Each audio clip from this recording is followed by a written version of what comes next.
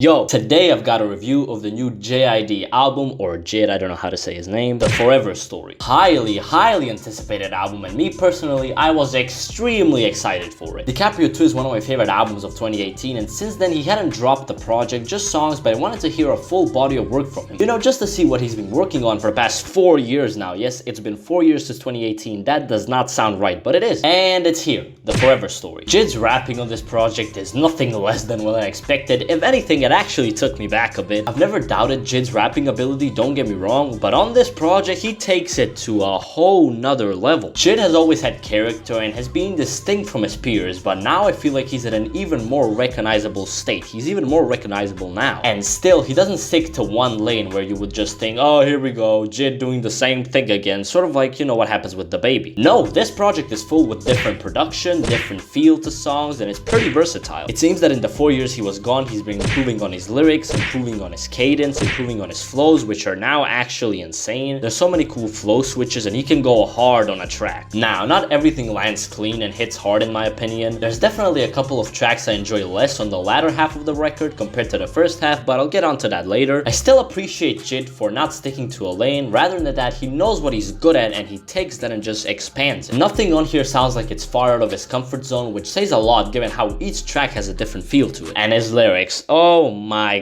god, he has some good one-liners and bars in there. You know I'm a rant when I talk to Ja. Get it? Cause Ja Morant, cause you know, come stop playing with him. Stop playing with him. Rapper, singer, no killer, nigga. You a copper, you a nigga killer. Wow. Talking about his lyrics, for the subject matter on here, it's a bit difficult to pinpoint it to one thing, but it consists of his upbringing and younger days. Some talk about family, and also a big part of the content being the hood and living and growing up in the hood. And yeah, I did mention some of his younger days. I found out while researching that he played football, like in college or something, I don't know. Let me Google this real quick. JID height and weight. Let's see this for a second. He stands at 5 feet and 6 inches and weighs 74 kilograms. How did this man ever play American football? It doesn't make any sense. And I mean, his confidence over tracks is really noticeable. He carries himself well, and that definitely adds to his music. His confidence also shines through on the production aspect. Let me tell you what I mean. Not in a way like, wow, this is so weird and unique or something like that. It's solid all throughout the record. But what I'm talking about is the sheer number of beat switches and, you know, having the balls to do that. Because, you know, a beat switch can ruin a song. I'll get onto that a little later, but if the beat switch is not good, you can't really get throughout the whole song. You get what I mean? Or when a song has two parts and the first part is not good, that also brings it down a lot. Like, I don't want to listen to a song where for the first 2 minutes I'll be dreading it. But no, pretty much every beat switch here is good. I mean, what I'm looking for in a beat switch is for it to catch my attention. If I manage to lose attention in the first half, which doesn't happen on this project a lot, to revert it back to the song and for it not to ruin the song for me so I can actually enjoy it. And that's what this album does. As an example, I'll give the beat switch on Raydar. Definitely does not ruin the song. Like, no,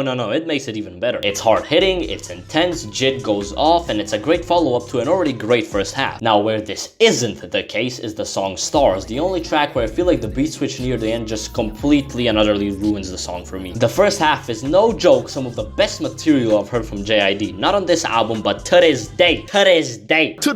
He talks about being an up-and-coming rapper who's in a relationship, asking his girl to be patient with him and support him, that he needs her support, and if he makes it, they both benefit from it and that they'll both be living good. Which I'm sure a lot of people doing music and doing independent stuff like not a 9 to 5 can relate to it, including myself. It's beautiful and sounds great, but the second half is such a contrast to the first. It ruins it. You're ruining it. You're just ruining it.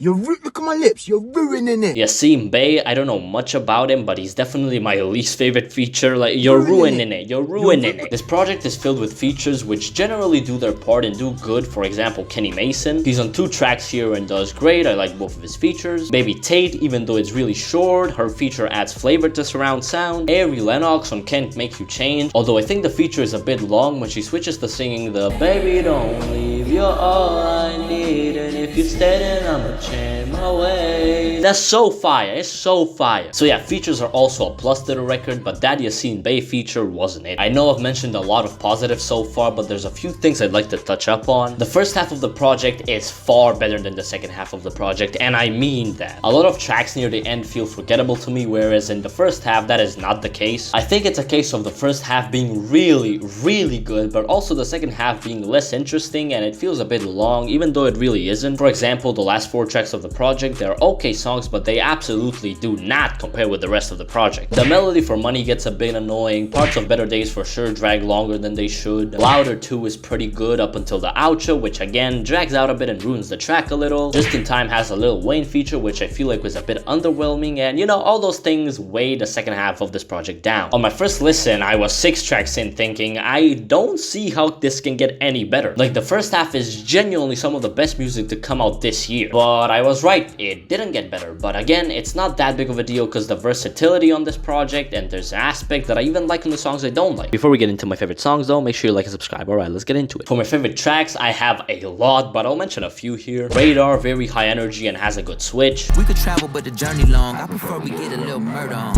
Dance Now, a great release and definitely one of the best songs this year. Consistency all throughout. JID's flow is insane, the beat is great, Kenny Mason does great, everything is top notch. Nigga said that I can't, damn lie, ain't dapping no hand, sanitize. Crack Sandwich has a darker feel to it, but I like the lyrics on it, definitely gets you listening. Bing bing, see my brother doing buddy like a boxing ring. Surround Sound has the same sample as Miss Fat Booty, and I think it works well. JID does great with both parts. Push the fucking pack off of the porch or break a pound down. And I have to mention it, I just have to. The first part, yes, only the first part of Stars. Don't get me talking about the second part of fuck. Play it for your friends when I drop a mixtape. Both of us will win if I get a big break. The Forever Story showcases why JID is one of the best rappers out right now. It also has great production with plenty of beat switches, and even in the tracks that I don't like, there's highs to come back to. I'm gonna give this project a light 8, and I can really only see it growing on me. But yeah, that's gonna be it for my review. Tell me what you guys think. If you liked the album, tell me why. If you didn't, also tell me why. I'm looking to hear your guys' opinions. I released a ranking video of all of the songs on this project, so make sure you check that out if you want to. And liking and subscribing would really be appreciated because it would help push my video and my channel into the YouTube algorithm. But yeah, I guess I'll see you guys next time. Peace.